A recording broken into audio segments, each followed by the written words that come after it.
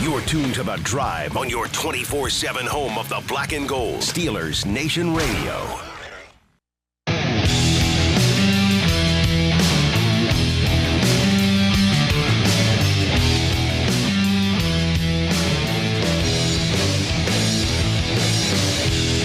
Good afternoon, Steeler Nation, and welcome to a new week. It's a Monday here on The Drive. Wes Uhler, Matt Williamson with you for the next 2 hours. The sun is shining, Matt. It is pushing 90 degrees here today. Summer out there in Pittsburgh. I love it. It's about time we see some sunshine after a long, dark, and cold winter. And we also had the first day of OTAs practice where, Matt, a lot has transpired since we last talked on Thursday. It seems like it's been like 3 weeks since we got together. It's crazy. I had Friday off, my sister's college graduation. Big shout out to my sister Grace, college graduate. I told her to stay forever and don't grow up and get another degree or get your master's or something. But we were off Friday, and so I figured today would be a heavy schedule observation show. You and I haven't. This is the first time we've been on a microphone since the schedule was officially released Thursday night. But over the weekend, Matt, some bigger news. I think the biggest news that we had been waiting for, certainly. I think you and I this entire offseason all thought that this was the inevitable conclusion. Yeah. Albeit with one or two maybe speed bumps in the road along the way that made you pause and think for a second. But it is done. It is dusted. Aaron Rodgers' one-year contract is back with the Pittsburgh Steelers. Yeah, and again, I don't think any of us should be super shocked, and we've kind of approached the season as this was going to be the case. Part of me, it's kind of like our ref conversation, is happy we just don't have to talk about it anymore. Same. To me, that's really the biggest relief of it all. It's finalized. But I will say the last couple of weeks, you get that weird tag that no one had ever heard of, and there were some rumblings that Arizona might be calling, and there were some deadlines that passed. Some thought he'd be signed by the draft, etc. But it feels a lot like last year, where he signed right before. It was like this time of year, right before OTAs and minicamps. Yeah, right. And that's when helmets go on, and they don't hit or anything, but you actually do football stuff, and so he jumped on board right before that. And I think it's great. I mean, I was a proponent to bring in Willis or something along those lines, but there's not a ton of options. I'm really interested to see him with Pittman and, a lot of the same guys, but in the second year, Freiermuth and Metcalf and Washington, as well as the Bernard and those guys. And I think an improved O-line. I expect the offense to be better. Him and McCarthy's relationship can't be forgotten or understated as well. But to me, the number one thing, or there's two really good things about it, is I think he's just such an amazing influence on the two young quarterbacks. And I really wanted that overlap to happen for the best development of Howard and Aller. And if you were to play a game tomorrow, I think he's your best chance to win that game. No doubt. Realistically. Yeah. Barring, one of those two young guys flying out of the gates, or Mason Rudolph suddenly playing the best football of his career. Yeah, right. You're right. I think all those things, I think we were all on the same page with those. The opportunity cost, and you bring up the name Malik Willis, and that was a discussion that we had when the season was over, before free agency opened. Pardon me. It just intrigued me. And to be fair, though, there weren't a ton of those intriguing options, right? It was like Malik Willis. It was like Kyler Murray. I mean, there wasn't a plethora of intriguing options there at that position. Or in the draft. Right. Exactly right. Unless you right. were picking first overall and able to nab Fernando Mendoza like the Raiders did. Like I'm starting to dig into fantasy pretty heavy now, and I'm really targeting Kyler Murray, but I still didn't want him to be a Steeler. I think he might have a really good year, and people might be like, man, the Steelers should have jumped on that while they could have. They could have solved their problem. Like, he wasn't for me as an NFL level. He is on a fantasy level. Sure. That's a different world. Big difference there. Right. Big difference. And so with that, I'm with you. I mean, I think you kind of balance the opportunity costs, right? Of what if you went with somebody younger? What if you went a different direction? What if you took a flyer on Kyler Murray or a Mac Jones or a Malik Willis or whatever the case may be? The other side of that, though, is what you just alluded to. None of those guys were going to be as much of a learning tool, as much of a potential just watch and observe and be mentored by a guy who's going to walk into the Hall of Fame, a Super Bowl champion, a 4-time MVP, one of the best to ever do it. We're not being hyperbolic when we say that. No. A lot of times in this era, Matt, it drives me nuts. Everyone's a legend. Everyone's a GOAT. Everyone's the... Right. Aaron Rodgers Aaron Rodgers actually is. He's on the short list. It's not an exaggeration with him like it is with so many people. Mm-hmm. And to me, for all the different, and we'll get into tweets an hour or two and YouTube comments like we always do. And some people love this. Some people think it's just kind of dragging your feet and wasting a year. Some people are like, oh, it's more money than last year, too. It's like, it's not your money. And we can get to all that. But wherever you're at on that scale, wherever you're at on that, you love it, you hate it, you're somewhere in between, you're lukewarm, whatever the case may be, I think this is the best possible outcome, again, within the realm of realism. Yes. For Drew Aller and Will Howard. Agreed. And it brings me to Aller a little bit. So I wasn't thrilled with the pick when it happened. I did not give him a great report pre-draft. But learn to think as those around you think. And I think they are very, very excited about him. And I understand why. And I know rookie minicamp is so far from beating the Ravens in week 12 or whatever, of course. But I do think they have a big plan in place with a talented dude. And they're going to break him down from the guts and studs and rebuild the house. Factory reset. And I think that's the best approach, and they really have something in mind here. Now, I'm not saying that he is a first-round value, Aller. And, again, I did not have a first-round grade on him for sure. But I always say this about first-rounders, no matter who the organization is, or when the Steelers took Pickett. Raising a quarterback, it takes a village to raise a quarterback. It just does. And if they're going to raise Aller properly, I think Rodgers being around is as important as anything we've mentioned in his development. If he can be the answer, I'm open to the idea that it's possible. I think having Rodgers there makes that a much easier path, or for him. Totally. Yeah. And I think you can have the same conversation for Will Howard. You can. I just don't know if his ceiling's is high. Yeah, absolutely. And so that's in this whole ecosystem of Rodgers' reaction. I think that's the thing that I like most is what it means for the young guys, what it means really. And, you in kind of your opening thoughts mentioned an improved offense. So, you talked about the addition of Michael Pittman. And I think his cast around him is a lot better than it was. And I also think that will continue with Aaron Rodgers, with a veteran back there who, you remember last year at the start of the year, he was talking about like, wow, it's great to have Zach Frazier. I'm normally the one who has to kind of be the brains of the operation behind the line of scrimmage. He, for a second-year guy, is so advanced with that stuff and so comfortable with that stuff already. I think that continues to help Zach Frazier hopefully turn from a star into a superstar. Yeah. Mason McCormick, Troy Fautanu, all these young pieces on the offensive line. Yeah, it's huge for the quarterback room to have Aaron Rodgers around. Those guys may never hit. The quarterbacks, exactly right. The old linemen better hit, and some of them already have. The offensive linemen better hit. Some of them already have. And again, I think we can see a lot of them already being good players, borderlining on stars. Yeah. But if they're going to, you can see stardom in their future. But if they're going to turn into bona fide All-Pro, Pro Bowl stars, best offensive line of the next 5-10 years, I think Aaron Rodgers can have a big hand in that as well. Without a doubt in my mind. I mean, for even just the off the field stuff of how to be a professional and how to last in this league, let alone all the smart things that he can do. And I do think Rodgers is immensely talented from the neck up and immensely impressive. He's one of the best ever. I mean, maybe the best ever. Peyton Manning level, he hasn't gotten the credit in his heyday because he was so athletic and the crazy arm angles. You don't think about the mental stuff. But I also think it took some adjusting for the team to get used to Aaron, too. Well, that's a great point. And now year 2, Frazier knows exactly what he wants. Freiermuth knows exactly what he wants. Metcalf was used a lot different than he was in Seattle. He ran a lot of goes and a lot of deep stuff. I mean, I know that it's a new coaching staff with a new offense, but the same quarterback's going to demand you run this route this way, or you pick up the blitz this way, or, those type of fine details that he is so on top of.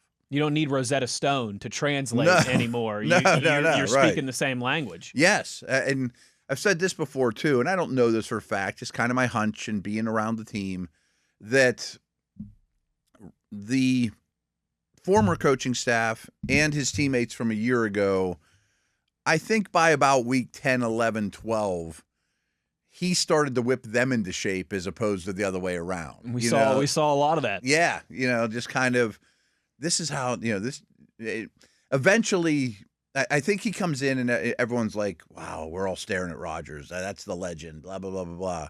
But then he's got some quirky ways of doing things. And I think eventually, as the season wore on, it just got to the point where everything he said was right. And he proved that I'm not even going to question this guy anymore. He's just right about everything. That doesn't mean he can run like he used to or, he's still an older player. Sure.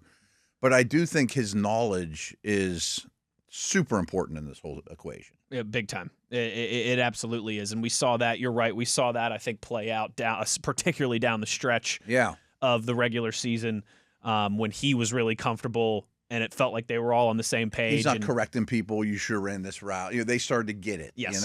And even with some of the stuff on the sidelines, even at times with Mike Tomlin, and Arthur Smith, and him kind of barking out, "This is you're not doing it right. We got to do this. We got to get the call in quicker. We got to change this." Right. I think he coached them up as much as the other way around, if not more. And if you don't think that stuff's happening behind the scenes too, with his teammates, with the younger guys, right. I would imagine it's even more free flowing behind the scenes when there's not 30,000 HD cameras around and 70,000 people in the stands. And so that to me is again, I think even if you're someone who hates this and you think you're not winning the Super Bowl this year with a 42, 43-year-old quarterback, you're just kind of dragging your feet for a year, spinning your wheels another year on a hamster wheel of another quarterback who was once MVP level Super Bowl winning great, but isn't quite that guy anymore. And I'm not saying that those people are crazy. I'm not saying that those people are wrong. Have a point. Yeah. They absolutely have a point. And maybe we'll get into some of the downside or some of the concerns is probably the better way to put it here as we roll along. But for me, man, you and I were fortunate to see it in small, very small spurts last year, but times like OTAs and mini camp, times like training camp, where just in between drills, he's going around and he's talking to Will Howard, he's talking to Mason Rudolph, he's talking to Tom Arth, he's talking to Pat Freiermuth. He's so deliberate with every second he's on that field. Everything. And as you and I have kind of peeled back the curtain a little bit too, he in every aspect of his life there with the team. Like there'd be times you and I would be sitting in the cafeteria at training camp and he would walk in and he would kind of stop and he would look around the big cafeteria and he'd be like, I think I'm going to go sit with the wide receivers today. Yeah. And he'd stop. Nothing seems like an accident. Nothing. He'd stop the next day and he'd look around for 20 seconds when he entered the cafeteria and I'm going to go sit with the tight ends coach today. It was all, you can tell he has done this for so long. He's been so successful. There's a formula. He sticks to it. He believes in it. And there have been results. They might not be the ultimate. We want to open up a Super Bowl window again and find our next franchise quarterback results. Right. But there is still a ton of good and a ton of benefit that comes with this. Yeah, and again, I think he also gives you the chance to win the most games this year. Whether that results in hoisting another Lombardi or not, probably won't. But that's true for 31 of 32 teams as well. Brady did it with the Bucs. I don't know that Brady's that much different in terms of their career accomplishments. Now, again, that's unlikely. I'll be the first to admit that. But I think what people hold against this situation, the ones that are the detractors, and this isn't Rodgers' fault. Hypothetically, let's think a 42-year-old Rodgers replaced Ben the year he left. If there wasn't those 5 years in between, there wasn't the Russell Wilson experience. There Pickett, wasn't taking Trubisky, a shot on Pitt. The Mason Rudolph three-game win streak to get you into the playoffs. Right. I mean, the move in itself, if there's not a first-round franchise option, I understand. Just the fact that it's gone 5 years in a row now or whatever without finding the next Ben can get held against him, which he was elsewhere. I mean, he was busy doing other stuff. You know what I mean? Yep. No, it's a lot to digest. It is. It certainly is. But what we do know, but I think this has been the plan all along, folks. To kind of, to get back to where we started, there were some bumps in the road this time around. there were some reports and some articles and some tags and things like that we hadn't seen last year. And I don't even know how much I believe that now. Because the day he signed was the day before they go on the field. It's a great point. Like just like last year. Well, I guess last year was a week in because it was the optional week first. But still, it was OTA week. It was minicamp week. Exactly. It was that, exactly right. And I just, again, everything he does is deliberate. I don't think this was maybe this was his plan all along. In fact, I would honestly be surprised if it wasn't. I doubt he just kind of, I'll figure it out. He doesn't seem to do anything by the seat of his pants. I don't think so. Right. I don't think so. And so I'm sure a lot of those reports and a lot of those stories, he was probably chuckling to himself. And I'm sure a lot of the people down at the Steelers facility on the South Side were too. Probably. And maybe the messaging wasn't always as crisp and concise as it could be. But I also think in 2026, we all look into that stuff way too much. Oh, Omar Khan phrased it this way instead of that way when he was on with Rich Eisen. What does that mean? Holy cow. Let's put it under a microscope. And again, if it happened in week 10, nobody would notice. There's nothing else to talk about. We all love football so much, and we have to talk about it extensively, obviously. 30 segments a week. Don't talk about your personal life at all or else. The last nugget, too, the thing that really bothered me was so much feedback from, no other organization would let this old man string them along. I think they knew. I don't think they were like, boy, I hope Aaron comes to the party. I never bought that part. I don't. And again, it's they'd all have done other stuff. It's all easier in hindsight now. But I don't think that they were losing much sleep over this the last month or so. I really don't. Would they have liked to have it done in March? Absolutely. Would they have liked to have it done before the draft? Absolutely, sure. Yeah. But at the same time, I don't think that they were. As much as that narrative was out there, sometimes I don't think they were losing much sleep over this being done and him being here. I don't think they started making calls to the Saints about what would their car cost, or what would Mac Jones cost us, or anything like that. Yeah. Yes. So there's your kind of opening salvo of the news of the weekend: the Steelers and Aaron Rodgers reaching an agreement on a 1-year deal that will have him back in the black and gold and reuniting with his old head coach Mike McCarthy for the 2026-27 NFL season. Much more to get to along the conversation about Aaron Rodgers. We still do have to talk some schedule stuff here. And obviously, we have gotten a million tweets over the last couple days about all of this that we will spend some time on in hour number 2. You know where to get at us if you want to get involved. Uhler, Williamson, just getting started here on this Monday. It's Steelers Nation Radio on the Steelers Audio Network.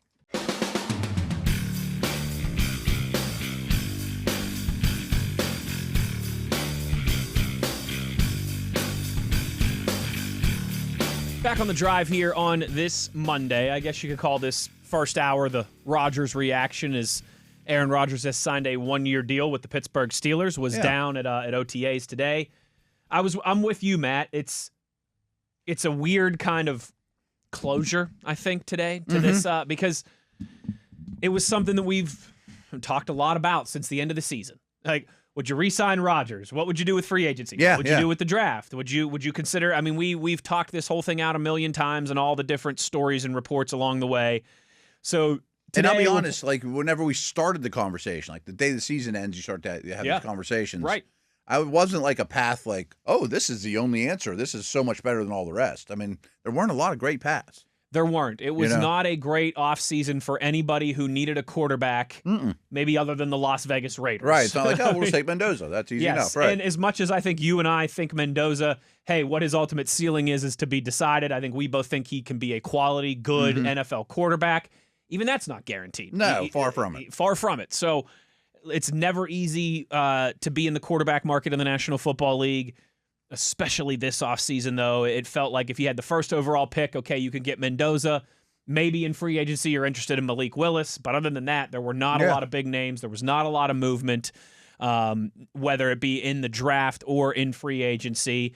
And so, again, this did feel inevitable, albeit, I'll be the first to admit, with some roadblocks, some road bumps in the way. But it is a 1-year deal for Aaron Rodgers, base salary between $22 and $23 million, with a few more million in incentives possible for a deal up to worth up to $25 million. And I have to imagine, Matt, those incentives are probably so many games played, win the division title, playoff game, all those things. Again. I assume. I mean, that's a typical. Maybe it's a yardage number, passing, or something like that. But I bet it more win-related or playing time incentives type of thing.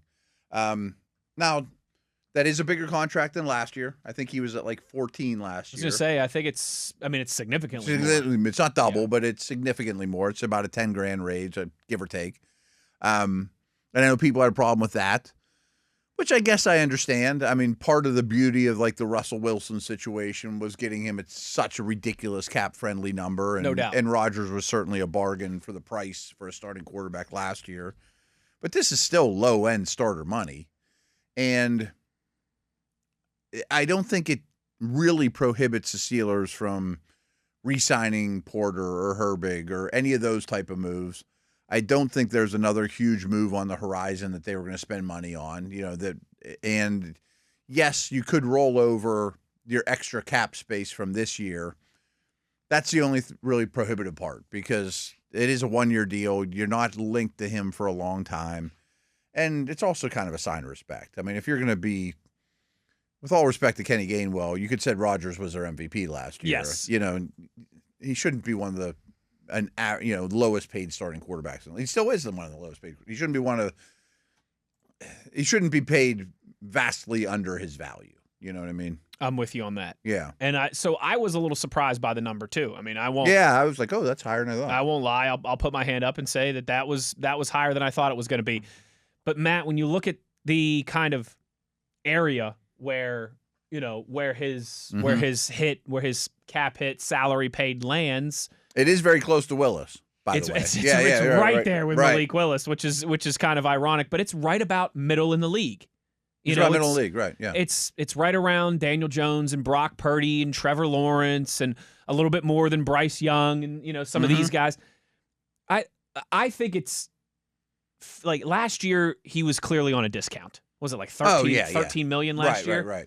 This year, I think this is about right. Is it maybe a little too rich? I'm sure you could argue that. But when you look around the league, it's really not. It's just kind of a sign of respect. Yeah, I think so too. And it's, I'm that kind of stuff doesn't, as long as it fits within the salary cap and what they're going to do. And, I don't think it prohibits them from doing anything else. That's to me, that's the what I whole was key. looking for there. As long as it doesn't prohibit you from doing anything else, fine. This didn't happen 2 weeks before free agency opened, and it's like, man, we were going to sign Brisker, but we can't, or something like that. You know what I mean? Or we wanted to sign a wide receiver or something, and now we can't. Can't do it. Can't do the Pittman trade, or Exactly right. I mean, they made all the moves they needed to make for this year.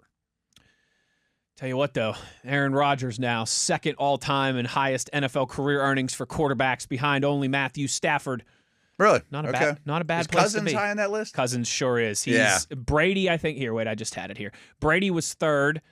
And Brady took a lot of discount. He sure did. He just played forever. And Cousins was 4, Russell Wilson 5, Matt Ryan 6, Dak Prescott 7. I tell you what, Dak signs another big contract, and he'll be moving up that list. Yeah, he's still got one in him. Breeze 8, Roethlisberger 9, Jared Goff number 10. Wow. I'm surprised. I'm surprised Ryan, Breeze, and Ben. Yeah. Because it's been a while. I mean, things have just inflated so fast since they've been gone. And in another 10 years, this will be Mahomes and Allen. Of course, yeah. But it's who's like just outside of the top 10 too is Sam Bradford, which always makes me laugh because times were different. One of these things is not like the other, and that really speaks to how times were different back before. It was just the perfect time to be the first overall pick back then. Sure was. You walk in the locker room, you're the highest paid guy on your team. Sure was, and then he got traded from was it the Eagles to the Vikings? Because he did sign a deal after that. Signed another massive deal. Yeah. A lot of that's just being drafted at the right time. It's it. Hey, life is all about timing. Mm-hmm. Life is all about timing. But that is that's where we're at now with Aaron Rodgers. The 1-year deal. We know what the money looks like. And I just think it's encouraging that he's involved in practice today. Even, we've made a lot of the parallels to last year, Matt. Last year when he showed up, he was out on the field.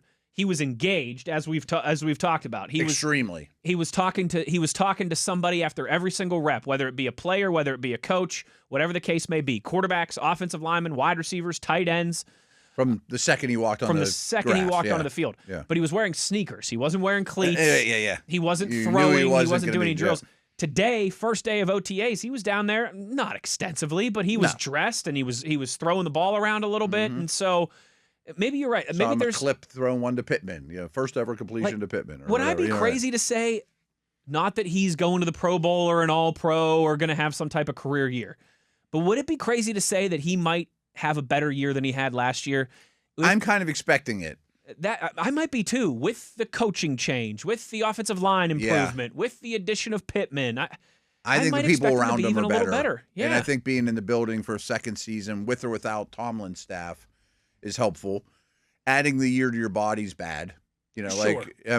Breeze's last year was bad. I mean, a lot of these Hall of Fame type dudes don't go out on a white stallion, and it could go bad. They can't all end like John Elway, Matt. There you go. Or Brady, or one of these dudes. But most of them end bad.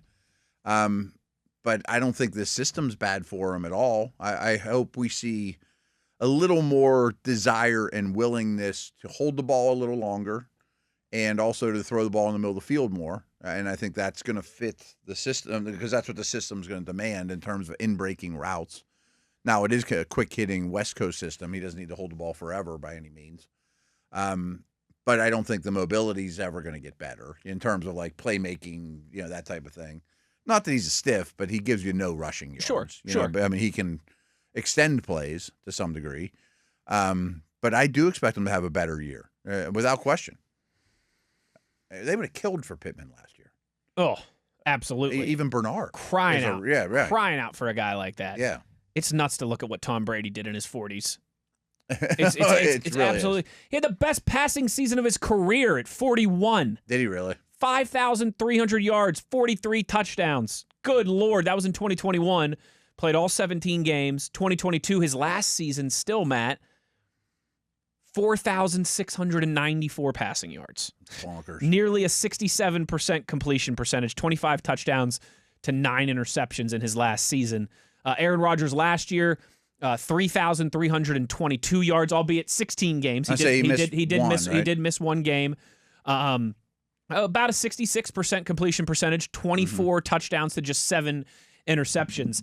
I think you could easily see. Listen, if the completion percentage stays about 66%.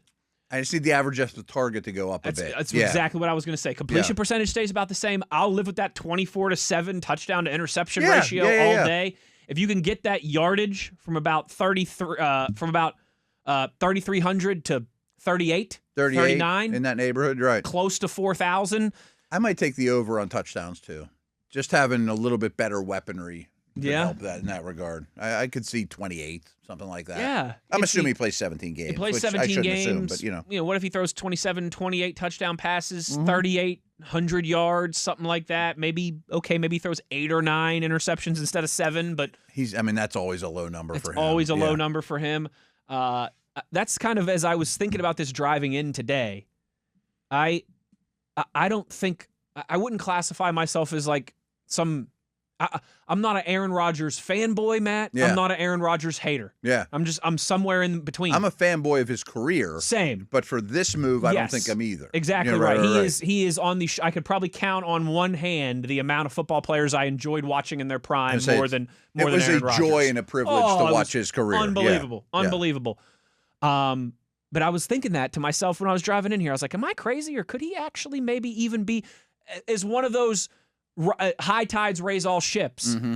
If the offensive scheme is better and the wide receivers are better and the offensive line is better. Yeah, a little bit better run game. I mean, fewer third and longs. It doesn't necessarily mean he's going to be, quote unquote, better himself. Right. But I think he could absolutely have a better season. I don't think there's any chance his arm isn't still an asset, or his ability to throw the football. He might be able to do that when he's 60. Sure. I think Ben could come out and still sling it pretty darn well. I saw Tom Brady in that flag football league was dropping some dots in the bucket there.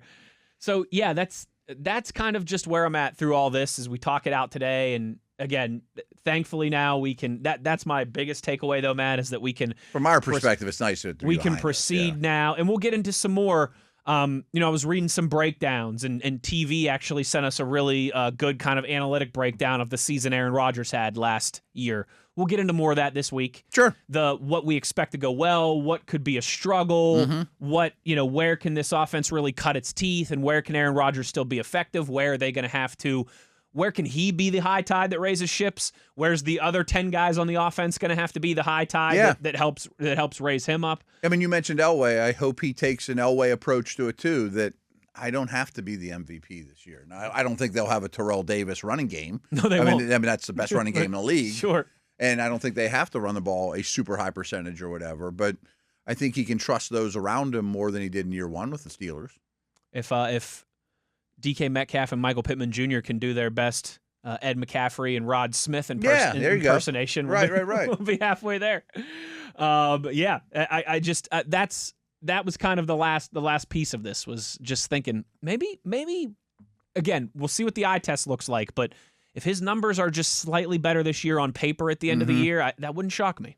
And I'm trying to remember what games they were. I remember it was the Chargers. It was like Chargers really struggled. There was like 2 games in a row or 3 games in a row that were, oh no, he might be. I mean, I flat out said it on the air. I'm like, now I'm worried, because it was pretty deep into the season, and I thought, did the old man hit the wall? Sure. I mean, it's flat out was my big concern. I was like, he doesn't look comfortable back there. He doesn't look like the same player.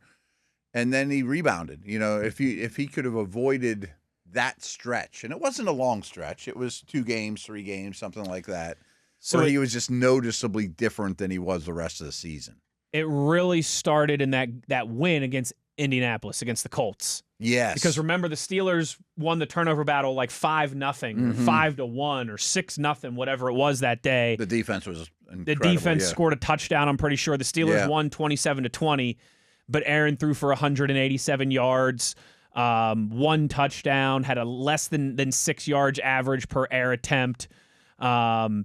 And was starting to not look comfortable. And then on the road against the Chargers the following week was probably his worst performance of the season. Yeah, I thought so. Through just 51% completion percentage, 148 yards passing, and a lot of that was in garbage time at the end of the game when it was already over.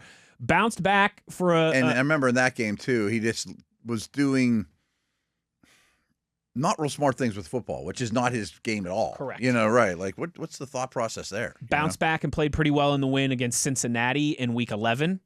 Then missed Week 12 against Chicago. And there were injuries involved. That's important to note in that stretch, too. But let's not pretend like there's 0 chance he's going to get hurt this year. And then remember, he really struggled in that loss, as did the whole team, but he really struggled in that loss against Buffalo, threw for just 108 yards. I forgot about that. And just 4.5 yards per attempt. That was probably the low point, along with that Chargers game. So in that stretch there of those 5 weeks, Matt, he missed a game. He played well once.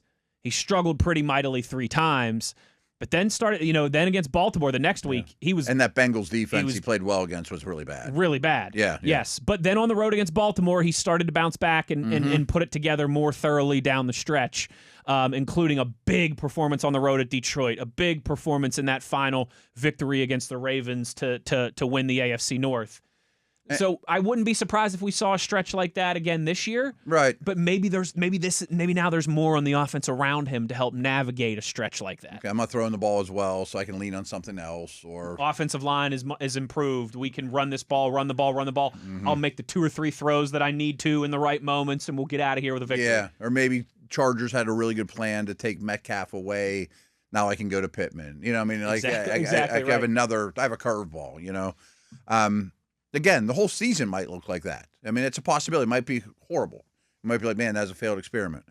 But if he could avoid that type of stretch, and I know numbers aren't everything, those passing yards will be up drastically. The touchdown-interception ratio will be up drastically. You know, but we were just talking about, what kind of numbers can we expect?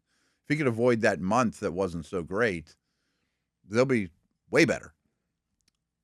It's a lot to ponder. It's a lot to be. It is kind of exciting too. It is in a way now that it's just, we know it's almost like the book of business is done. Will the Steelers still make a move between now and training camp? I'm sure they will. Yeah. Whether it's just a minor veteran signing, whether it's maybe a bottom of the roster type trade, whatever the case may be. But this could be another extension, or right. This was the last extended.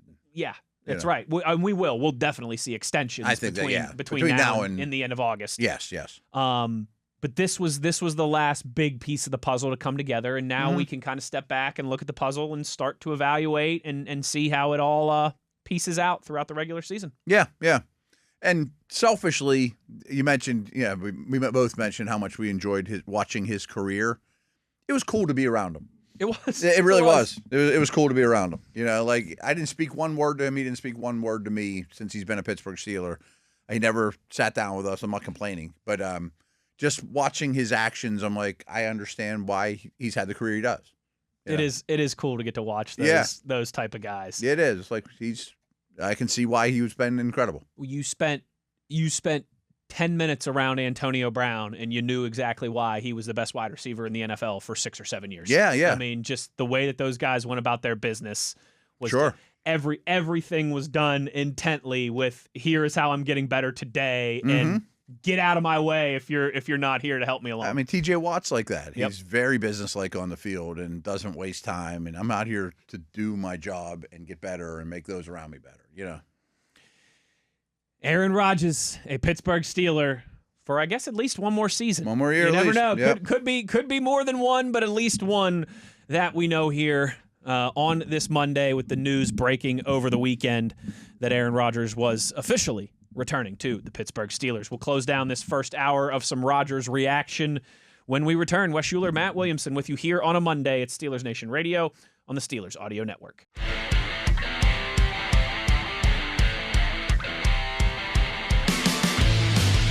So the biggest remaining free agent domino has fallen. Aaron Rodgers back with the Pittsburgh Steelers. But Matt, there are still some other big fish. There are some other big names that still do not have a NFL home for this upcoming season. There's a lot of players that are unemployed right now that will be NFL players and get 17 paychecks. And there's several that are going to be starters and help a team win. You know? Let's run through some of those. Okay. Here. Is this the Matt Bowen article where he was is. talking about? I didn't look at it, but he does good work, and he was talking about good fits for these teams. So some of like the biggest remaining free agents and where they might fit. Stephon Diggs now, I think at the top of this. I would say so. After being I don't know. I think he's cleared of all I don't speak legally, so I don't know if yeah. it's like acquitted or not guilty, or please don't hold my feet to the fire on that. But he was not convicted. Right. Stephon Diggs in that. That case against his former chef. And so it doesn't mean there aren't off the field concerns or red flags, but he's not going to be suspended, I don't think, or there's no guilty charge or whatever. Stephon Diggs, best team fit, the Los Angeles Rams. Oh man, that's the type of greed they talk about in the Bible. Wow, that's the thing is a lot of people gave the Rams a hard time for taking Simpson, which I understood and I did not see coming. Like I would have if they would have kept their later pick, the McDuffie pick, and they got him at the end of the first round. I didn't value him as the 13th best player. No one will care if he ends up being a franchise quarterback. Of course, we say that all the time. But it doesn't mean they're done. There's still a lot of time. I mean, I know A.J. Brown is probably going to go to the Patriots, but why can't the Rams, who now presumably have their quarterback of the future, do something like that? They could trade their first-round pick next year, which might be 32nd, for the best receiver available. Sure. Or, it doesn't mean they're done, guys, I'd almost rather have Stephon Diggs and Ty Simpson than Mekhi Lemon. Yeah, right. You make the argument, sure. Kevin Zeitler, the guard, of course, best team fit, the San Francisco 49ers. Ooh, that'd be a good move for him. Physical, interior presence there. He's done a lot of the zone blocking that they love. He's still good. I don't want to say he's still a star by any stretch, but he's still a quality starter. They could use him. He's gone to some bad teams late in his career. I would think I'd rather be. He can't need the money. No. Give me go somewhere. Give me a couple million, and maybe we can win. Play with Trent Williams. Joey Bosa, edge rusher, also best team. There's always edge rushers this time. Always. Yeah, it's so weird. Guys that can't play 88% of the snaps anymore, but can still give you a handful of sacks and in the right moment are still very valuable. Jadeveon Clowney's the best example ever. He's a mercenary that changes teams every year. And is not signed this time of year. But a guy like Bosa could have that type. I'm sure he is. List too, by the way. Where would they suggest Bosa? Detroit Bosa to the Niners, Clowney to the Lions. Okay. Bosa could play with his brother. They could definitely use that. I mean, their other edge guys are big physical edge setter types. They're not, Michael Williams, the rookie from a year ago. I'm sure he'd love to play with Nick as well. A.J. Epinesa, another edge rusher on this list. Best fit, Green Bay Packers.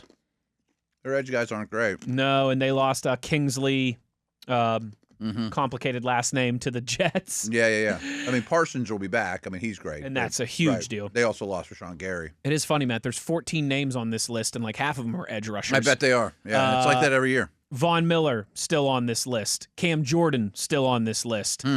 Cam Jordan, best fit, returning to the New Orleans Saints. I certainly think that is a real possibility. Von Miller's best fit, the Chicago Bears. I said Bears really need an edge rusher. I don't know what Miller has left. Did it say on there how many sacks he had last year? I think it was more than I remember. But I can find out for you. Last year he had 9 sacks. Yeah. Holy cow! And I thought he was shot, and maybe he isn't. I knew it was a bigger number than I thought. That's impressive. It's impressive, and he didn't play that many snaps. He's one of the best edge rushers ever. He really is. He's another guy who's going to moonwalk into Canton when his time's done. Yeah, when we did our Hall of Fame conversation around the league, I mean, he's an easy one, even though he's not on a team. Of all the non-quarterbacks in the NFL right now, he might be the easiest one. He's pretty high on the list, yeah. Let's see, a few more names to run by you here. Mr. Williamson, Deebo Samuel still available. Best fit, Indianapolis Colts. Would you kick the tires? I would. For the Steelers, I'm talking. Yes. Yeah. I would kick the tires, I think, on... I mean, none of the edge rushers. No, not on the edge rushers, but most of these... Again, Diggs is a different conversation because there's and so's Tyreek Hill. I don't know if Tyreek Hill's on the list or not. I just don't know what all that is. Or an Ayuk type. Yeah. Absolutely. I mean, because they would think at this point, all those dudes are signing one-year deals, not league minimum, but not pennies on a the dollar. Yeah. I think Juwan Jennings signed for like $12 million. I was going to say, I think with like a potential to get up to 13. Yeah. But Debo, I mean, and that was like a 2-year deal. Debo's going to be cheaper than that. You don't need to run him into the ground. He can kind of just be a placeholder for Bernard and protection. He's not for everyone, just stylistically. And Diggs and Tyreek have things going on. Who knows? But I'd kick the tires. I would be kicking some tires on some veteran wide receivers still to this point. Taylor Decker on this list. Best team fit, Miami Dolphins, where he could compete for the left tackle spot with third-year pro Patrick Paul. I disagree with that because I think Paul's on the path to being a star. Yeah. And I think Bowen does great work, but he might just not know enough about Paul because Paul's really good. They also did obviously add Caden Proctor, but maybe he's going to slot in at guard, I would think. Jonnu Smith is on this list, Matt Williamson. Yeah. Best team fit, Carolina Panthers. He can be a reliable target for Bryce Young. Hey, maybe last year was just a weird anomaly for him, and he can get back to being productive. I'm not interested for the Steelers. That room's full, don't get me wrong, but I thought he was a really good addition 1 year ago, and I couldn't have been more wrong on him. I mean, not just because he had a ton of catches, he had like 88 catches with the Dolphins. Yeah, 900 yards, 9 touchdowns. But I'd always been a fan, and so was Arthur Smith. Obviously, he followed him around, and he was really good after the catch. I couldn't believe, frankly, how poorly he played as a Steeler. I mean, I thought he was often the worst player on the field. If we were to list disappointments from last season, and we might have even done this at some point in January. Yeah. He was very high on the list. I thought for sure he'd be a role player, key first downs, wouldn't catch 88 balls or even be the starting tight end, but I didn't think he'd be a liability. I completely agree with you on that. Completely agree with you on that one. Just one or two more names here that I'd like to run past you, Matthew.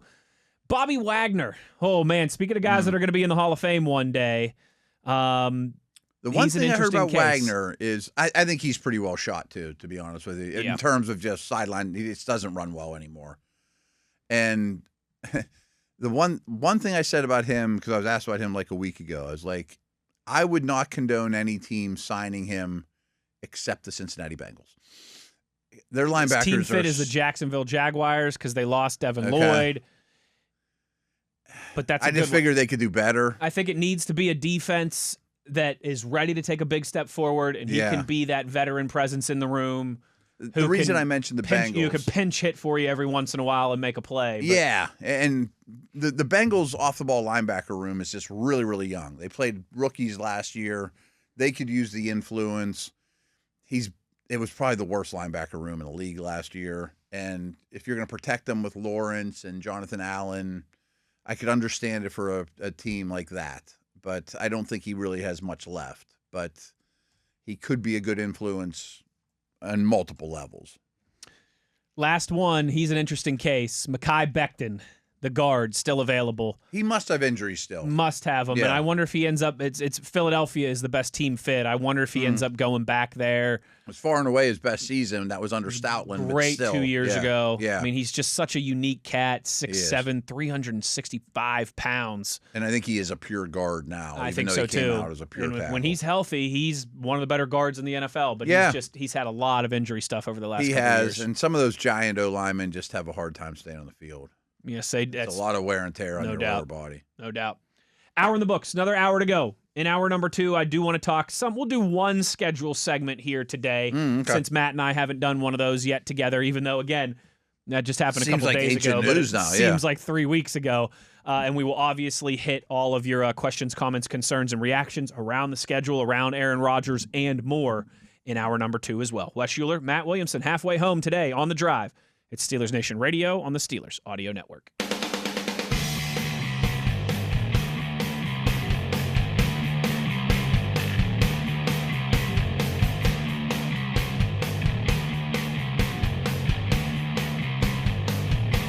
Good evening, Steeler Nation. How we doing? Well, that's good. Us too. Hour number 2 here of The Drive. Wes Uhler and Matt Williamson, and what has been a pretty busy stretch here, Mr. Williamson, in black and gold land. Things going on here, in Steelers country over the last few days. It can be easy to forget, but we do have a schedule that was made official Thursday night. Matt and I spent some time, like a segment on Thursday's show, discussing what we already knew. You know, we had a couple of those games had been announced and released. Of course, the game in France against the Saints and the Black Friday game against Denver, and maybe one or two of the other Sunday night, Monday night football primetime games. But we have the full schedule, including at that the point, I assumed that the bye week would be right after France. Yes. Yeah. Well, they did. They gave us the Browns at home. No, I know. Back-to-back buys, right? You can't say that. Can't say that. Can't say that. But, yes, I actually might like that better, though. I think that's going to be an ugly game, but if you can just get the win, then you get the bye before the real hard stretch. You know, I think I like that better. I kind of dig it. I'm not going to lie. I do kind of dig it. So let's dig into this. Since Matt and I haven't had a chance to discuss just yet, I figure we'll spend a segment just kind of combing through some of this stuff. Later on in the week, we'll talk some more rest advantages and things like that. Yeah, there's some cool stuff like that out there. We're going to really do some schedule homework and some more Aaron Rodgers homework and have some deeper conversations for the rest of this week. But Matt, the 3 preseason games, 2 at home, 1 on the road. That alternates every year for those unfamiliar. So last year, the Steelers had 2 on the road and 1 at home in terms of preseason. This year, they will be at home for their first 2 preseason games, Thursday, August 13th against the Green Bay Packers. That'll be fun for Aaron Rodgers and Mike McCarthy and everybody involved. We should have mentioned this with Rodgers. I don't think he'll play a snap in the preseason. I don't think he'll play a snap in the preseason. Especially with the 2 young pups. Yeah. Right. And then both of Aaron Rodgers' former teams coming to Acrisure Stadium for the preseason. It's the Packers Thursday, August 13th, and then the Jets 8 days later, the following Friday, August 21st. Both of those 7 p.m. games. In this new things going the way of the dodo bird, Matt, I don't think we play preseason games at like 1 o'clock on a Saturday or Sunday anymore. It's like they're all Thursday and Friday nights now. It's 7 o'clock. Which for a guy that hosts the preseason postgame show, I'm fully aware. Yeah. I never. And for a guy who has to engineer those and travel and all that, it's like, can we not just have these on Saturdays or Sundays at 1 o'clock? But whatever. I never even keep my fingers crossed that it's going to happen. No, at this point. Sometimes they're 8, so 7's better than 8. I completely am with you. I'm completely with you on that. In the way that the holiday schedule shook out, I'll make the sacrifice during the preseason. So I would imagine that training camp will go up until some point after, like, we'll wrap shortly after that first preseason game. That's usually how it goes, yeah. Like, so it's on a Thursday. The guys will have off Friday, and then I bet you we'll return to campus for a couple more days of practice, and that will be it for Wasn't Moats that corrected you that that's not when training camp ends? That's right. You're right. That is a Moats thing. I got to do the Moats rule here. So you're exactly. How quickly I forget. Yeah, that's when St. Vincent's not over. Training camp is not over. Right. Training camp is he would always correct people on that. He'd be like, "It's over for you. It's not over for us." Great shout there, Matt. That's a good one. And then this is pretty exciting. Thursday, August 27th, the Steelers will go to Buffalo. And Matt, that's not just exciting. What's so exciting about that? That's not just exciting because your boy gets to drink Labatt and eat wings on Wednesday night. Okay, that part in sounds Buffalo. good. Brand new stadium. Oh, yeah, that's cool. This okay, will I be, didn't think of that. Okay. They will host their preseason opener there against the Carolina Panthers 2 weeks earlier. So they have 2 homes? They have 2 home preseason games, okay. yes, which I'm sure was probably done intentionally to give them some kind of dress rehearsals for the stadium. Flush all the toilets. Flush all the toilets and make sure the speakers and the lights work and all that stuff. So that'll be. You can imagine being in charge of that. Like, you'd have to be so nervous for that first preseason game. I was just going to say, so nervous for the first home opener. There's aspects of my job that can be pretty stressful. You got to see firsthand when we were in Dublin and we were having internet issues with our game day broadcast, and I'm running around Croke Park like a chicken with my head cut off. Or when Rob and Max are rubbing shoulders with the celebs at halftime. Like, you guys gotta get back on the air. So there's some things about my job with internet connections and things like wireless microphones that can be stressful. But my goodness, I could not imagine being in charge of a new 70,000 seat building of lunatics facility coming in with Josh Allen. Lunatics. Yeah, right. Jumping through tables all day. There's tailgating, and there's a game, and there's entrance and security gates, and there's concessions, and there's bathrooms, and there's sound and lights. And what did we screw up? God bless. Yeah. But that's going to be a lot of fun. We will will get to see just the second ever game there, albeit preseason, but the second ever game there in a new stadium. That will be stadium, I think, 24 or 25 for me, Matt. So I'll actually have done that. I used to always laugh when Dale and Labs would talk about that. Like, I've been to 38 NFL stadiums because old Cleveland and old Denver and old ones Indianapolis and Atlanta. So this will be my first time in my, 5 years traveling with the Steelers that I'll get to go to the second edition of a city stadium that's the third preseason game, right? That is the third and final preseson game, Thursday, August 27th. No one's going to play in that one. So no one's going to play in that Howard one. and Aller will. But yes. Yeah. And I bet you we'll see a lot of Caleb Johnson and Roman Wilson. Yeah. Jennings Dunker and those type of guys. That undrafted free agent we don't know yet that's going to be good. Absolutely. You know, right? Absolutely. And yes, I liked that one, Matt, because that means that is cool. I didn't think of that. That means not only do we get to see the new stadium, which I'm kind of a dork with those type of things, as you know, the sports geek in me still rears its ugly head from time to time. Still gonna have the new car smell too. Like, it's gonna have, And I'm gonna have the buffalo wings and the Labatt smell going on Wednesday night, baby. Can't wait. Do they give you wings in the press box? You've done games there before, right? Yes. I would hope so. Press box with the wings has been like 50-50. But what's nice the Philly is give you cheesesteaks. Like, if you're known for something, you should have them. Yes and no. Because like in Philly, they have a soft pretzel station, which is you said it's pretty A+ from what money. I remember. Okay. Yes, money, and they do cheesesteak. Pretzels type is stuff. a PA thing It too. is. It's true. Yeah. Like Carolina has some of the best food. They do a barbecue spread for every game. Okay. They have really good brisket. So it depends. Some places I feel like Buffalo should do the thing that you're known for. They do when we get on the bus to leave post game. You get a big box of wings.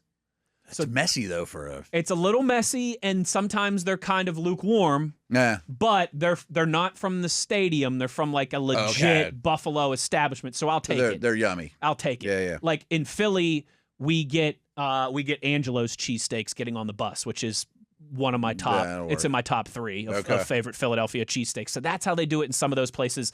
I think I told you this.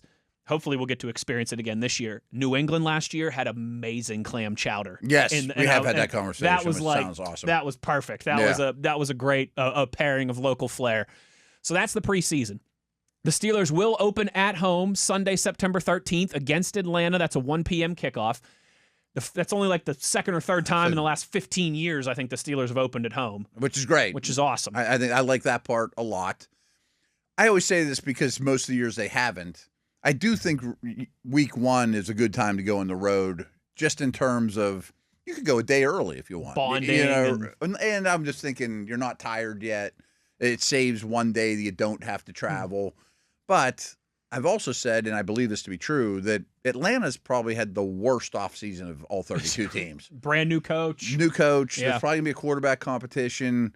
They didn't really add anything. I know the Steelers have a new coach too, but I think that's, I'm not going to say it's a win, but that's a nice opening day opponent. It's a great call by you. Yeah. Week 2 at New England for a 1 o'clock game Sunday, September 20th. That'll be the second straight year the Steelers have gone to New England early in the year. It was week 3 last year.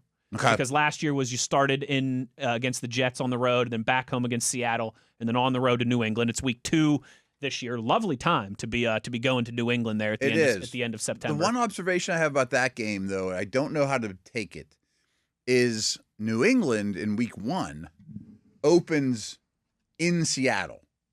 Super Bowl rematch, which never happens. Never happens. Never happens. I mean, the Super Bowl team is always like the leadoff team, but rarely do they play the Super Bowl opponent from a year ago. Sure. You're right. Now, that is actually a very different quirk. It is. So I'm trying to look at this from a New England perspective of, I'm sure all they're going to think about from the second that came out until kickoff in Seattle is vengeance against Seattle. Vengeance, we got embarrassed on the biggest of stages. Let's go to Seattle on a cross-country road trip and see what we can do. Now, the Super Bowl champion hardly ever loses on opening night. You're walking into a buzzsaw. Yeah, and everyone's getting their rings. So I'm thinking that it's like Mike Tomlin in prime time. It's like a 90% win percentage. Yeah, it's happened like once or twice since they've been doing that. So I'm thinking, New England's really going to concentrate on that first game, maybe more than any other team in the league. And you get them week 2, which I think could be good. But they're playing Wednesday. So they get 10 days to prepare for the Steelers to stay home, which I don't love that part at all. Don't love that part. Right. That's a nice advantage there. Yeah. Back home, week 3 against the Cincinnati Bengals, 1 o'clock kickoff at home, September 27th. Don't love getting the Bengals so early in the calendar. I would have maybe liked some of these other games earlier, but I do like getting Cleveland week 4. This one's weird. I like getting Cleveland early in the season because I think they're still going to be trying to figure out their quarterback situation. I would imagine, yeah. Still a new head coach, still a pretty young and new offense overall. The O-lines totally have never played together at all. But once again, here comes the Thursday night short week trip on the road to Cleveland. That's a nightmare. That. And this continues to be like the Steelers hardly ever get this game at home. And they never get this game at home. It always goes poorly. It's always on the road. So a couple notes. A couple things that stood out to me, and one I'm going to jump ahead. Thursday night on the road in Cleveland, I hated seeing, no matter what time it is. At least it's early in the season. Is that better? Like you're not as beat up as you would be if it's in December? You would think the weather's not as evening of a factor, too. We'll get to it, but I hate the game in Philly. I'll bring that up in a minute here. But one thing about the Bengals is you mentioned you like playing them early. No, not the Bengals. Before this. You don't want to play them early. Yeah, don't like getting the Bengals early. They have been really, really bad, though, to start the season, except for last year. I think last year Taylor finally realized, I got to play some of my guys in the preseason a little bit more. Yeah. So it used to be you want the Bengals in week 1 or 2 because they don't play anybody and they get in this. They always start the season like 0-2, 0-3, and then they claw their way back late in the year. Yeah, that's you're right. That's a toss-up one, but they're like the only team in the division with continuity. Yeah. So I would have rather have gotten Cleveland or Baltimore there, new head coach. Figuring things out, right. But maybe that one works out well, too. Maybe. Don't love the quick last year they changed it. I do like getting Cleveland within your first 4 games of the season. Don't love the quick turnaround on a Thursday again where we've had some nightmare scenarios. But no, I hate that. Maybe it'll go better with it being earlier in the season when you still got some more juice in the legs and all the bumps and bruises haven't added up to this point. We've mentioned this before the schedule came out. It'd be awful to try to put the schedule together. I mean, I'm sure the schedule makers have an incredibly difficult chore. But I do think you should play division games, unlike how they play Baltimore, sort of spread out. Spread them out. Yeah, I mean, I agree. If Burrow's hurt, we'll get to it, and people probably know the schedule by now. I mean, you play the Ravens 2 out of 4 weeks.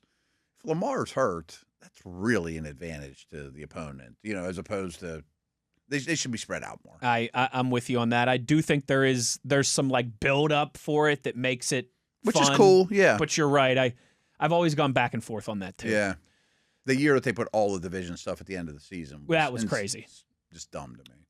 The Steelers will then have that long week of rest, extra 3 days of rest to return home Sunday, October 11th against the Colts. I like getting that one earlier in the season. Maybe that's Daniel Jones's first or second game back, and they're still trying to find their footing. I like the rest advantage there, too. Yes. And then you go on the road to Tampa Bay mid-October, October 18th, a 1 o'clock game there in Tampa. I like that, Matt. Now, that is one of those games that's subject to flex scheduling, so that can always get moved to like a 4:30 or a prime time. It's crazy how early the flex scheduling starts now. Yeah. But that was one of the things we talked about was avoiding Florida early in the season. Yeah, you go at Jacksonville, at Tampa. Neither one's super early. Someone tweeted us and was like, "Hey guys, I live here in Tampa, love the show. Hate to break it to you, it's still miserable here in the middle of October," which I'm sure it is. Relatively speaking, yes, you're right. Yeah. It's still better than 6 weeks before that. And then, of course, week 8, we all know, Sunday, October 25th, bonjour, as the Steelers will be in France, in Paris, for the first ever France game against the New Orleans Saints. That'll be a road game for the Steelers. The Saints, the technical home team. It'll be a 9:30 a.m. local kickoff here on the East Coast, 2:30 Parisian time. We've talked it to death, but I definitely think you have a better home field advantage in Paris than New Orleans. Yes. In terms of just crowd participation, noise, that type of thing. Steelers fans would have traveled greatly to New Orleans. Oh, yeah. But they're a legit fan base that I think is really excited about where they're going this season, too. Mm-hmm. And then the Steelers come home. No bye week. They will open up the month of November at home against the Browns. That also a 1 p.m. kickoff. So that really stood out to me there, Matt, too. In the first 9 weeks of the season, you have the Thursday 8:15 game. You have the New Orleans and France game, but other than that, all 1 o'clock kickoffs. Mm-hmm. Again, I thought for sure there'd be a bye after going overseas, but if you can win that game 13-9, who cares? All right. You know what I mean? Like this, it probably will not be a great Steeler performance. No. I'm hoping they get a win. Take the under. Take the under. Myles Garrett will wreak havoc in a good defense. I can already predict how that game's going to go. Monday we'll have a show, and all the tweets will be like, Steelers look terrible, blah, blah, blah. And like, just get a win in that game. That's all that matters. And then just relax, yeah. I don't care if it's 3-2. I'll take it exactly. I'd take it right now. And then head into your bye week, the second weekend in November, week 10 of the NFL season. Because you're going to need this bye, because this next couple of games are rough. It kicks off a stretch. I mean, Matt, you and I were talking about this. After that game on October 11th at home against the Colts, the Steelers have one game at home from October 12th to Black Friday. One game at home. Now, your bye week's in there, too. Of course. But still, you only lace them up once at Acrisure. You have a stretch of 6 weeks where you have one bye game, one home game, 4 games on the road. And this stretch is really tough, Matt. Begins Sunday. You got to put some money in the bank before this. You sure do. Yeah. Begins Sunday, November 15th, Sunday Night Football in Cincinnati against the Bengals. That's not going to be easy. Not going to be easy in that place. Listen, I am not acting like the Bengals. It's not the jungle like they call it. Like right. But I will say, in the years that they're good, like if Joe Burrow is still healthy, if they're still playing football, those primetime games there, it's the Steelers coming to town. Exactly. They don't like the Steelers one bit. It happens with both of those Ohio teams, Cincinnati and Cleveland. Mm-hmm. It doesn't matter how good or how bad the team is, particularly for primetime games, those places get juiced and get rocking because here come the black and gold and we hate those guys and let's go get a pound of flesh, as Craig Wolfley would have said. That will not be an easy game. No, it will not. And then you have to follow that up by going across the Keystone State to play the Philadelphia Eagles on the road. 4:25 kickoff Sunday, November 22nd, the week ahead of Thanksgiving. So I forget how long ago it was. It was the last time the Steelers played in Philly. No, not last year, but then it was the 2 years before that. It wasn't that long ago. That was a Russell Wilson year and the last Kenny Pickett year. Because why I say this is, I mentioned it on Thursday. I hosted that Thursday night show with Tom and Pursuta. Mm-hmm. And usually it was Mike and Dale and I. Mm-hmm. And I remember that coming out, and I'm going, I think I was the first one to speak about that game. And I was saying, I think the Steelers have a pretty good chance in Philly. You know, I mean, there's some things about the Eagles I don't love right now. And they both went, It's like the Browns winning in Pittsburgh. They're like, nope, they're going to lose. I'm like, oh, you don't know that. It's not even once in a blue moon because a blue moon happens more often. Right. They're like, nope, they're going to lose that game. I'm like, I don't buy that. It's not the same people. You know, this isn't the Steagles. This isn't the World War II. They're like, nope, they're going to lose that game. They always do. I don't know why. I've been there every time. You don't know what you're talking about, Matt. And they're right. And I came around on it. I'm like, yep, they're going to lose that game. I have been at Lincoln Financial Field for 3 Steelers at Eagles games in my time. 1 when I was working for the Eagles still, 2 with the Steelers. They have all three gone very poorly for the Pittsburgh Steelers. I think the last win's like World War II. It's a long time. It's a long time. I still remember that year I was with the Eagles. Week 3, Steelers were coming off an AFC Championship game appearance. Eagles were coming off a picking second in the draft. Nobody outside of Philadelphia knew who Carson Wentz was. Okay. Except for some redhead from North Dakota State. Yeah. And they just absolutely dominated the Steelers for 4 quarters, and my life was miserable, and everybody there was making fun of me and ripping on me. And, let's go get a win in Philadelphia, dang it. Come on. That'll be Sunday, I used to think November it was a coincidence, 22nd. but there's something to it. There's something to it. It's the wooder out there in Philadelphia, as they would say. Friday, November 27th, short week. Game 5 days later, albeit at home. It's the Black Friday game, which has become a new NFL tradition over the last couple years. Standalone Friday afternoon at 3 o'clock. It'll be at home against the Denver Broncos. Tough. I don't know a lot. This is going to be a tough game. You're going to have really two big games on the road. There's a couple really good defenses in this stretch, too. I think Houston's next. Yeah. That 4-game stretch, you get the Cincinnati offense. You get a physical Philadelphia team, both on the road. Yeah. Then you come back home short week against a physical Broncos team. And then at least you're at home and you get a couple extra days rest, but then against another bully, physical Houston Texans team. Mm-hmm. That Texans one, Matt, Sunday, December 6th, 8:20, Sunday Night Football. You know what that means? The return of Mike Tomlin to Pittsburgh, Pennsylvania. Yes. So he'll be working that broadcast. The Steelers will obviously play Sunday Night Football in Cincinnati, which Tomlin will be involved with, but this will be him back in Pittsburgh when the Steelers host the Houston Texans Sunday, December 6th. But obviously just the heart of a brutal stretch. Brutal, because it doesn't get any easier. Then the following week, you're on Monday Night Football in Jacksonville against the Jags. Now, I don't know if the Jags scare you in terms of the physicality of some of those last 2 or 3 teams that we mentioned, but that's a playoff team from last year that seems to have turned a corner and moving in the right direction. On Monday Night Football, at least though, Matt, this is the time. This is another one of these things on the schedule that selfishly I really liked. A trip to Jacksonville in December is just fine with me. I'll spend a couple days hanging out by the pool at the hotel. I'd say you get to wake up late too. I get to sleep in, and I'll go to team meal, and I'll go hang at the pool for a couple hours, work on my tan. But Saturday night will be fun. Oh, no curfew for Wesley. No curfew for Wesley, baby. There's some good breweries in downtown Jacksonville too. It'll be warm, a great destination. Yeah, I couldn't have scripted that one any better. Although I'll be getting home at like 2 a.m., 3 a.m. on Tuesday, but that part. But if you're gonna have a Monday night away, Florida's not bad late in the year, I would think. Oh, buddy, I couldn't. Now that New Orleans is off the schedule, I would say at Tennessee and at Jacksonville are the best destinations. Yes, for fans. And unfortunately, Tennessee in January, it might be a little bit colder than we all want, but we'll get there in a minute. Then the Steelers come back home. Sunday, 1 o'clock game against Baltimore. That's December 20th, Matt. Short week before Christmas. Short week there, back home against the Ravens. And then it's that kind of.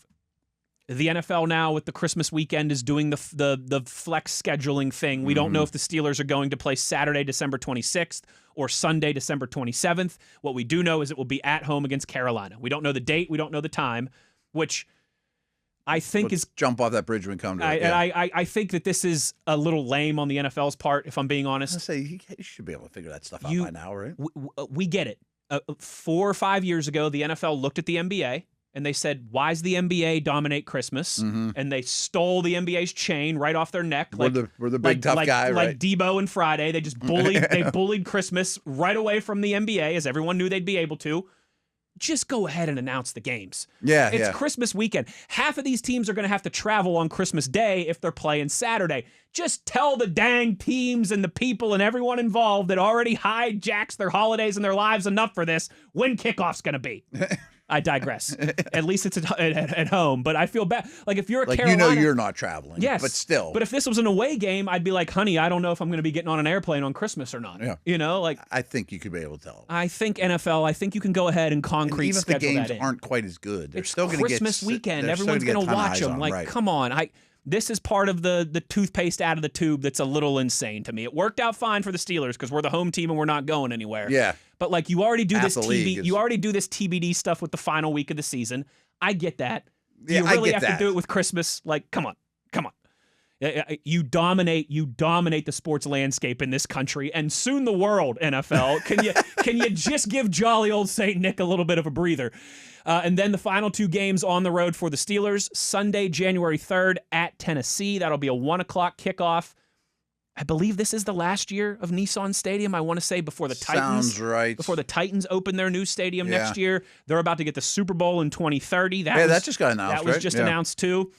It'll be nice in Tennessee in January, but not quite Florida. You hope Tennessee's kind of out of it by then. And you hope Tennessee's out of it by then, and that'll be a Steeler takeover, and everyone will have fun down there on Broadway and Nashville and that whole fun stretch of Music City. And then the final game of the season, Matt, that TBD, who knows, could be Saturday, could be Sunday, could be 1 o'clock, could be prime time. It seemed like this has become a rite of passage between the Steelers and Baltimore. Week 18, this time it'll be on the road in Maryland.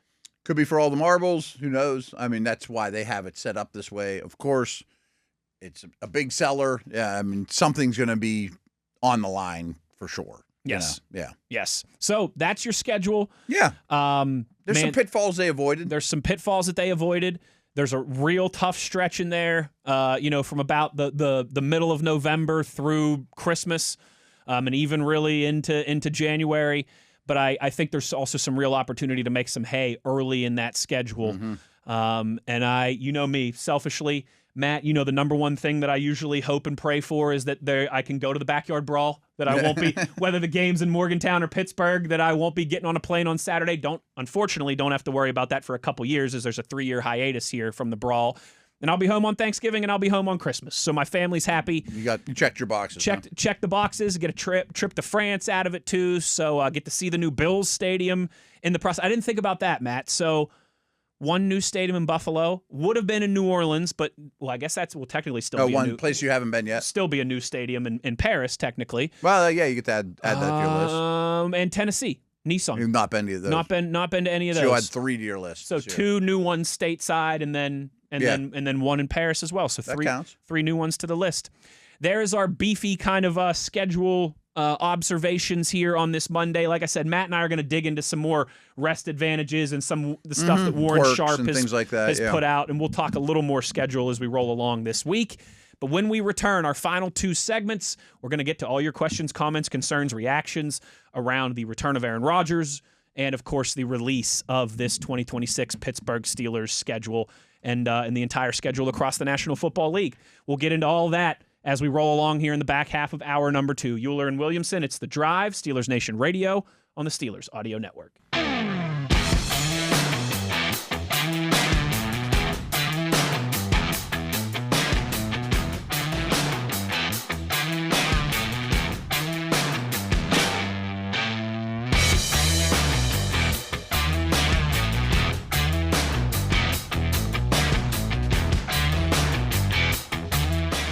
The sun is shining here in Western Pennsylvania. Aaron Rodgers is officially a Pittsburgh Steeler. We have the schedule for the 2026 season.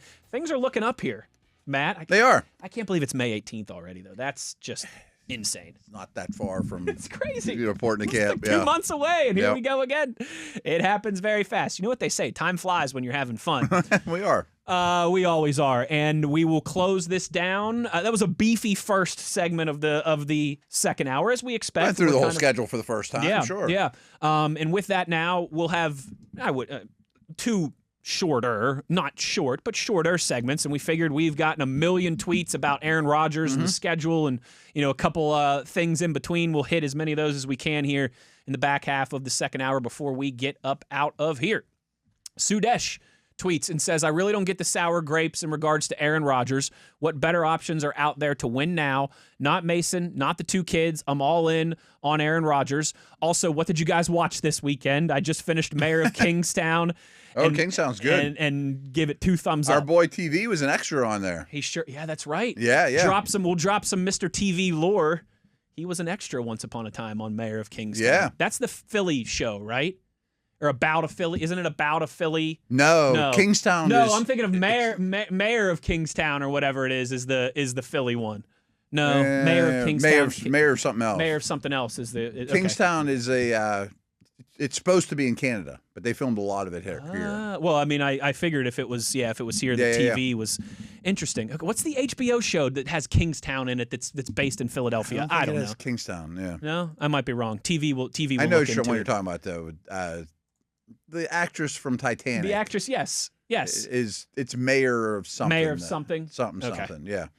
But anyways, they've been filming, I guess, all over Pittsburgh, Kingstown, by the way. Yeah. That's pretty cool. Pittsburgh, man, low key, it's like the Hollywood of the East. We film a lot of stuff around here. They were at the saloon where I spent many a night. The Lebo Saloon.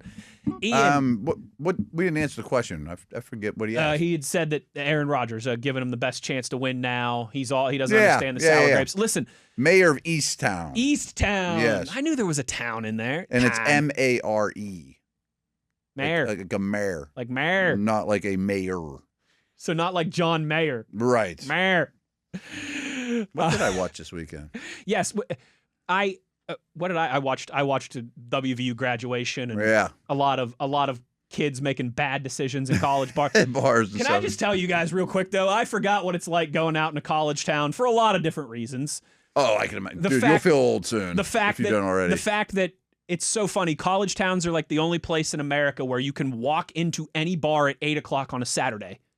But by 10:30, 11 o'clock, good luck.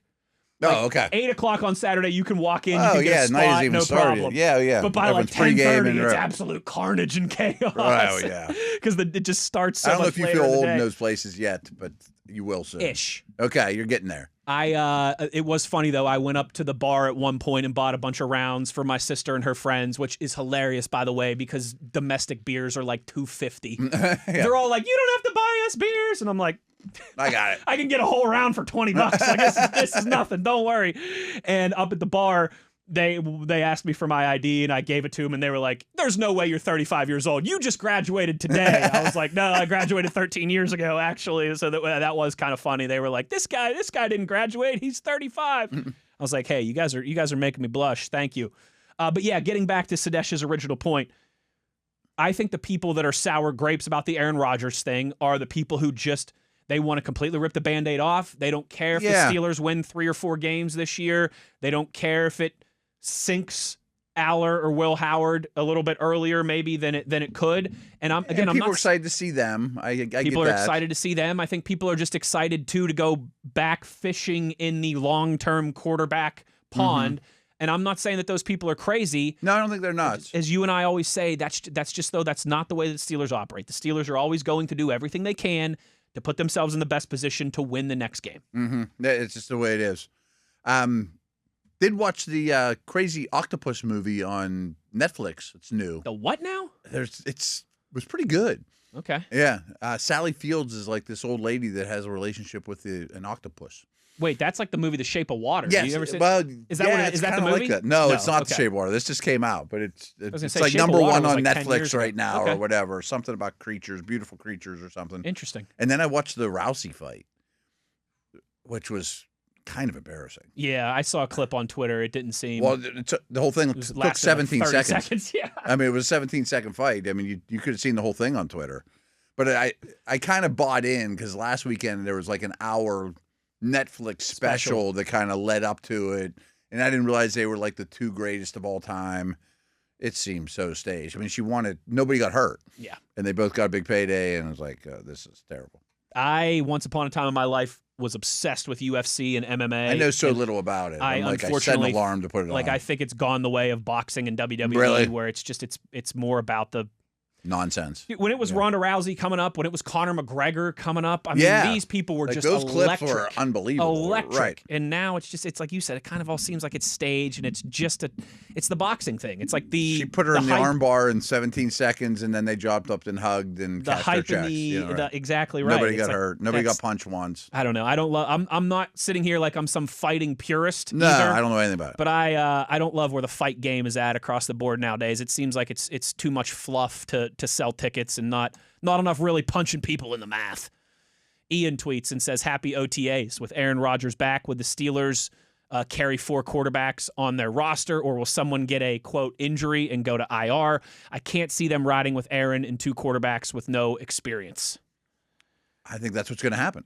I do too. Again, though, they got one of them has to prove they have to be comfortable leaving the preseason or Latrobe with one of those guys.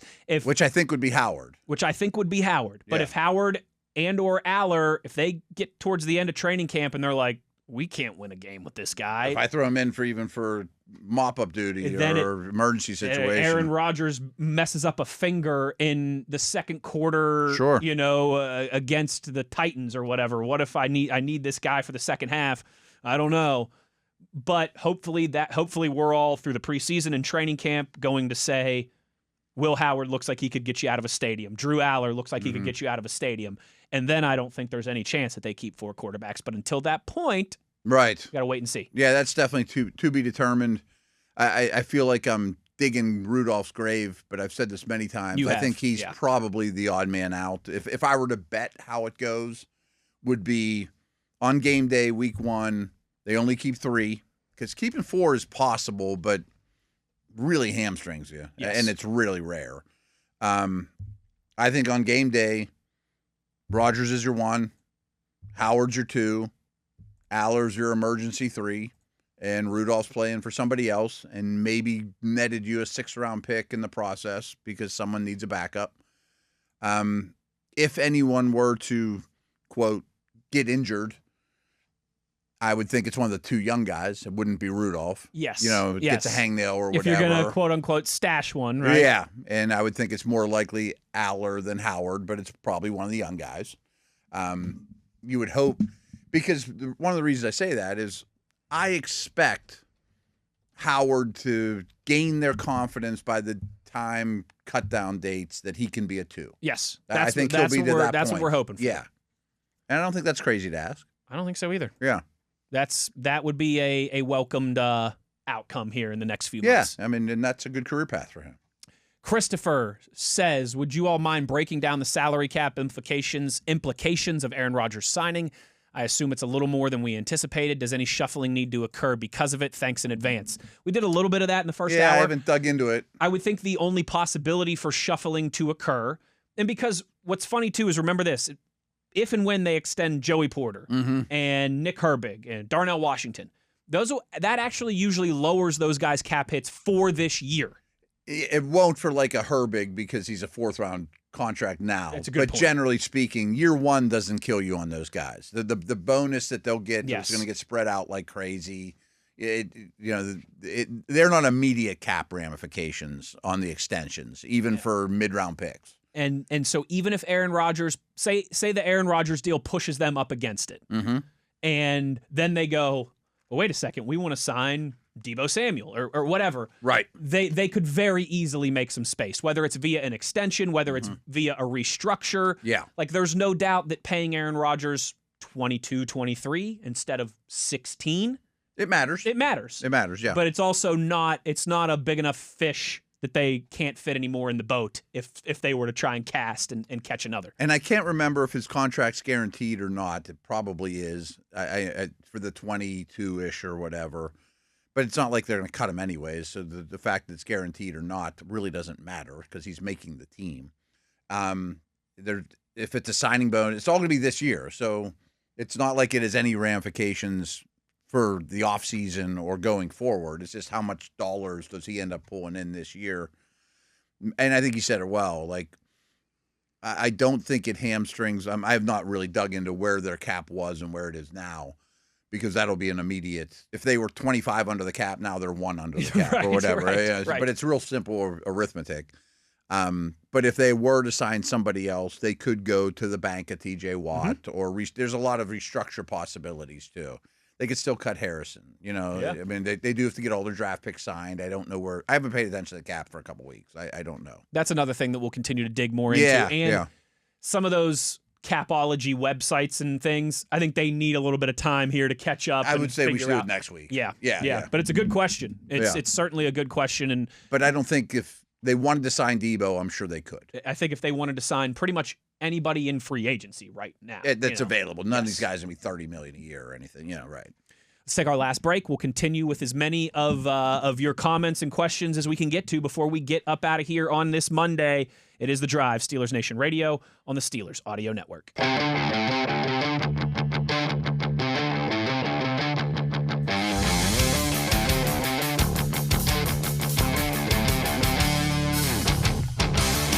Closing down this Monday edition of The Drive. Let's get to the final I guess for today, because we've always got more questions to get to, Matt. But yeah, keep them coming, guys. Keep them. We love it. The participation, pardon me, has been awesome all off season, and we'll keep rolling with it as long as we can here. And we're certainly going to continue to get to quieter times of this off season, and so we do appreciate it. Eclectic Genius asks, how do the 2026 Steelers with 42-year-old Aaron Rodgers compare to the 2020 Tampa Bay Bucks, who won a Super Bowl with 42-year-old Tom Brady? Would Rodgers have come back if he didn't think he could get a Lombardi with this team? It's a good question. Second part I can't really answer. Would he have come back or not? I mean, but I don't think he would have went to like the Cardinals. That was what we kept saying. I don't see Aaron Rodgers going to a team where he's like, this is full rebuild mode. This is because I'm sure he looks at it like this is my last year. Yes, and he looks at it and said, "Hey, did we ultimately achieve what we wanted to last year? No, we didn't. We hosted a playoff game in the first round and we got thoroughly beaten by the Texans. Yeah, but we won double-digit games. We won the division." I'm sure part of it is not like holdout, but one of the reasons he didn't sign immediately too was I wouldn't mind seeing what they did this offseason. Are they still in it to win it, or are they dumping T.J. Watt and Cam Hayward and Metcalf? Sure. And, I'm not going back to that. I'd have to think more about the situation Brady went into. However, that team was loaded. They were loaded.